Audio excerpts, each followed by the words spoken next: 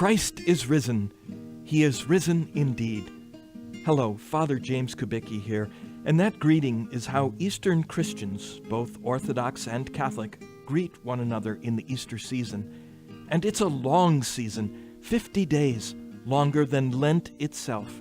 This week is one long solemnity, the highest level of feasts in the Church, and that means we'll be praying the Gloria at Mass all week and won't be celebrating any saints' feast days this year. All of this is to remind us that Easter is the most important feast and time of the year. The resurrection of Jesus, which is the cause of our celebration, is central to our faith. Without it, we're really not Christians. St. Paul made it very clear in his first letter to the Corinthians, if Christ has not been raised, then empty is our preaching, empty too your faith.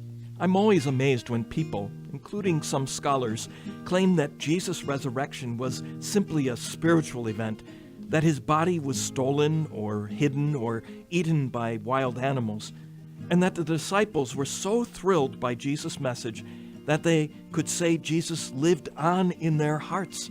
You know, I think it takes a greater act of faith to believe that the disciples, who were so afraid they stayed behind locked doors, would suddenly proclaim the resurrection and even die for it, all without an actual bodily resurrection.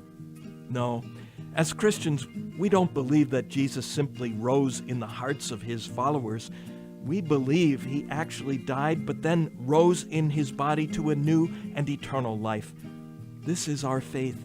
The faith of the early Christians and those who died rather than believe in anything else. Christ is risen, and because he is risen, we too will rise. Happy Easter.